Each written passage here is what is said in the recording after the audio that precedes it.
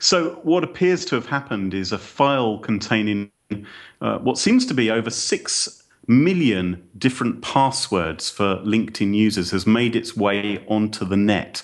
And they're stored in a form which is called hashed. So it's a bit like encryption, but it's a form which can be cracked. And it looks like they're not really encrypted strongly enough. And the worry is that if these passwords have fallen into the hands of cyber criminals, they could use it for all kinds of mischief and money making. The real risk is not just that they could crack into your LinkedIn account and potentially embarrass you or send spam or send out malicious links, but also many people use the same password on multiple websites. So if they do get their hands onto your LinkedIn password, that could unlock your Amazon account, your PayPal, your web email accounts as well. And so there's much more criminality which can occur there. Now, the good news is, so far, we haven't seen any evidence that the cyber criminals also have the email addresses associated with these passwords.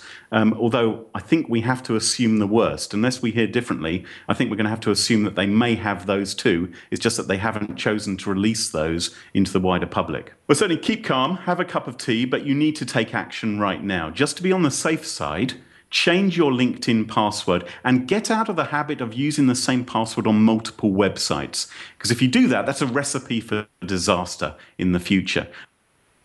And obviously, questions are going to be asked as to whether LinkedIn was looking after this data properly and securely enough. And that's something which is going to have to be investigated in the coming days and weeks. I think when any online website gets hacked like this and potentially users' information gets exposed, there is a damage done to the brand. In fact, LinkedIn has had problems already this week with its iPhone app also, and privacy questions around that too. So there is harm which is done to a brand when something like this happens. And I think they really need to take action now to reassure users they're going to look after data better in the future.